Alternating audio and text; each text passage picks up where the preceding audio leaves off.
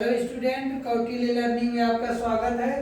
आज हम लोग वेद और उससे संबंधित अन्य ग्रंथ के बारे में चर्चा करेंगे। वेद और उनसे संबंधित अन्य ग्रंथ के बारे में चर्चा करेंगे।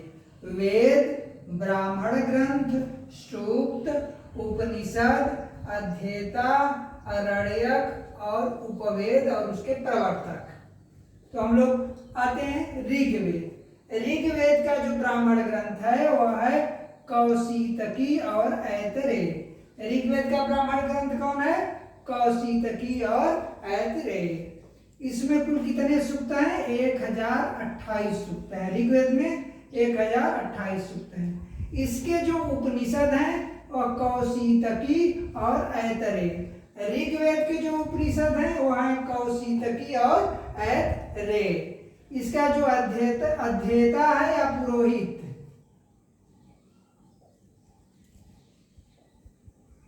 पुरोहित को अध्येता भी कहा जाता है। पुरोहित को क्या कहा जाता है? अध्येता। तो ऋग्वेद के जो पुरोहित है उसे होत्र या होता कहा जाता है। होत्र या होता। इसके जो आरण्यक हैं वह है कौशितकी और ऐतरेय। ऋग्वेद के जो आरण्यक है वह कौशितकी और ऐतरेय। उपवेद, ऋग्वेद का जो उपवेद है वह है आयुर्वेद। ऋग्वेद का उपवेद आयुर्वेद और आयुर्वेद के जो प्रवर्तक हैं वह है प्रजापति को माना जाता है। आयुर्वेद के प्रवर्तक किसे माना जाता है? प्रजापति को माना जाता है। अब हम लोग आ जाते हैं सामवेद। सामवेद का जो ब्राह्मण ग्रंथ है उसे पंचविश ब्राह्मण कहते हैं। सामवेद का जो ब्राह्मण ग्रंथ है उसे पंचविश ब्राह्मण कहते हैं। इसे तांडव ब्राह्मण भी कहते हैं। पंचविश ब्राह्मण को तांडव ब्राह्मण भी कहते हैं। सूक्त कितने हैं? तो 1810 सूक्त हैं सामवेद में। इसके जो उपनिषद हैं छांदोग्य और केन उपनिषद। सामवेद के जो उपनिषद हैं वह है छांदोग्य और केन उपनिषद। इसके जो पुरोहित है उसे उद्गाता कहा जाता है। सामवेद के पुरोहित को उद्गाता कहा जाता है। सामवेद का जो आरण्यक है वह छांदोग्य और जैमिनी है। सामवेद का आरण्यक कौन है? छांदोग्य और जैमिनी। और इसका जो उपवेद है वह है गंधर्व वेद। सामवेद का उपवेद क्या है? गंधर्व वेद।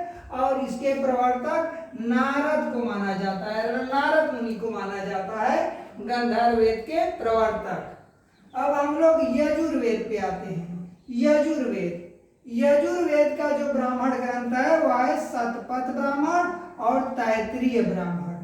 यजुर्वेद का ब्राह्मण ग्रंथ कौन है? शतपथ और तैत्तिरीय।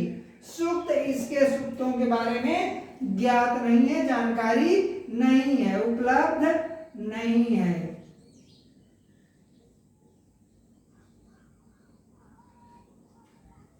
इसके जो उपनिषद हैं वह है श्वेताश्वर, मैत्रायणी, बृहदारण्यक, तैत्तिरीय, कठ और ईश।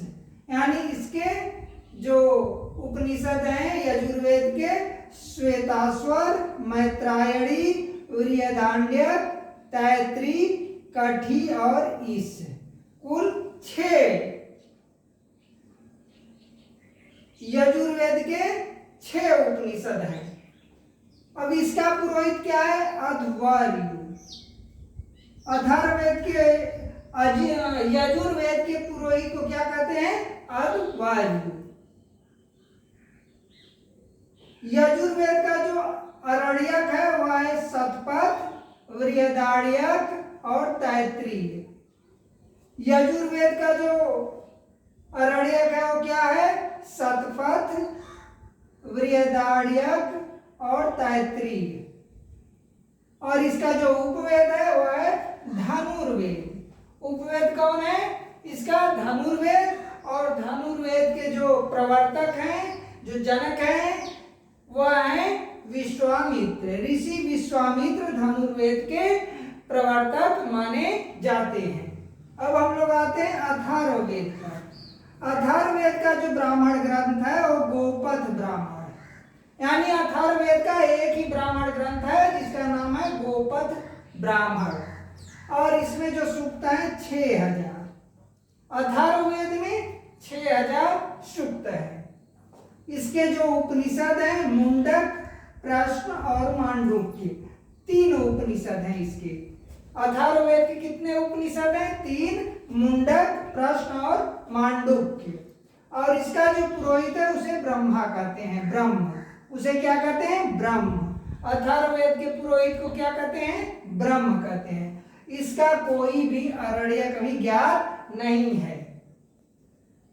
और इसका जो उपवेद है वह है शिल्पवेद। इसका उपवेद क्या है? शिल्पवेद। और इसके प्रवर्तक विश्वकर्मा को माना जाता है। शिल्पवेद का प्रवर्तक किसे माना जाता है? विश्वकर्मा को। और ये जो अथर्ववेद है सबसे बाद में लिखा गया वेद है। अथर्ववेद में जादू, टोना, भूत, प्रेत इन सब का भी वर्णन मिलता है। नोट करिए इसमें, अथर्व वेद में जादू, टोना, भूत, प्रेत का भी वर्णन मिलता है।